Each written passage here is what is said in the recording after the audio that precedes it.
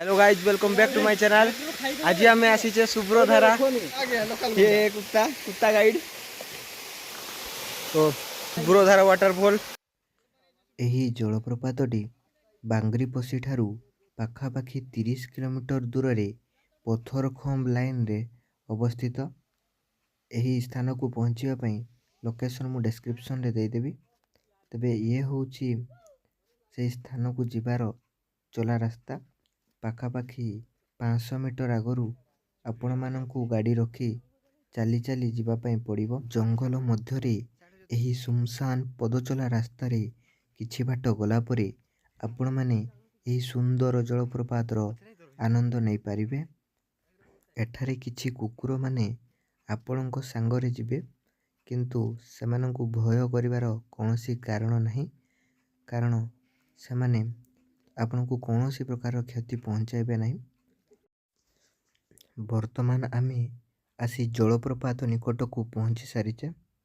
ଆପଣମାନେ ଦେଖିପାରୁଥିବେ ଇଏ ହେଉଛି ସୁବ୍ରଧାରା ଜଳପ୍ରପାତ। ଏଠାରେ ପାଣି ଖୁବ୍ ଶୀତଳ ଅଛି ଏବଂ ଏହି କୁଣ୍ଡଟି ବେଶୀ ଗହୀରିଆ ଦିଶୁ ନଥିଲେ ମଧ୍ୟ ଏଠାରେ ପଶିବାର ଭୁଲ କରିବେ ନାହିଁ, କାରଣ କୁଣ୍ଡଟି ଖୁବ୍ ଗଭୀର ଅଛି। ସୁବ୍ରଧାରା ଜଳପ୍ରପାତର ମୁଖ୍ୟ ଜଳପ୍ରପାତ ଏହାର ଉପରେ ଅବସ୍ଥିତ। ତେବେ ଚାଲନ୍ତୁ ଏବେ ଆମେ ଏହି ଜଳପ୍ରପାତର ଉପରକୁ ଯିବା। ବର୍ତ୍ତମାନ ଆମେ ଉପରକୁ ଆସି ପହଞ୍ଚି ସାରିଛେ।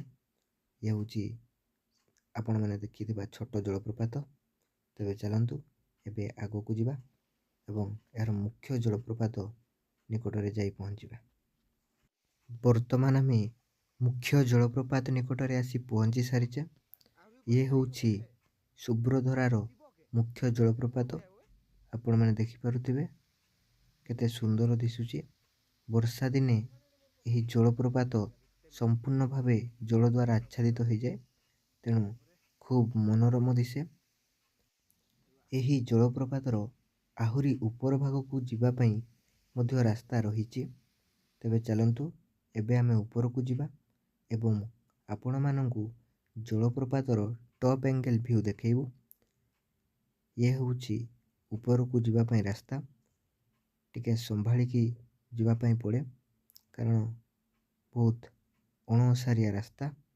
ଏଠାରୁ ଜଳପ୍ରପାତ ଆପଣମାନେ ଦେଖିପାରୁଥିବେ। ତେବେ ଚାଲନ୍ତୁ ଆଉ ଟିକେ ଉପରକୁ ଯିବା ଏବଂ ତା ଉପରେ ଆଉ କ'ଣ ସବୁ ରହିଛି ତାହା ଆମେ ଦେଖାଇବୁ। ବର୍ତ୍ତମାନ ଆମେ ଆସି ଉପରେ ପହଞ୍ଚି ସାରିଛେ ଆଉ ଇଏ ହେଉଛି ସେହି ଜଳପ୍ରପାତର ଟପ୍ ଆଙ୍ଗେଲ ଭ୍ୟୁ। ଆଜିର ଭିଡ଼ିଓକୁ ଆମେ ଏଇଠାରେ ସମାପ୍ତ କରୁଛୁ। ଆପଣଙ୍କୁ ଭିଡ଼ିଓଟି କିପରି ଲାଗିଲା କମେଣ୍ଟ ମାଧ୍ୟମରେ ଜଣାଇବେ ଏବଂ ଚ୍ୟାନେଲଟିକୁ ସବସ୍କ୍ରାଇବ୍ କରିଦେବେ। ପୁଣି ଥରେ ଖୁବ୍ ଶୀଘ୍ର ଦେଖା ହେବ ନେକ୍ସଟ ଭିଡ଼ିଓରେ। ସେ ପର୍ଯ୍ୟନ୍ତ ବିଦାୟ ଦିଅନ୍ତୁ। ଜୟ ଜଗନ୍ନାଥ।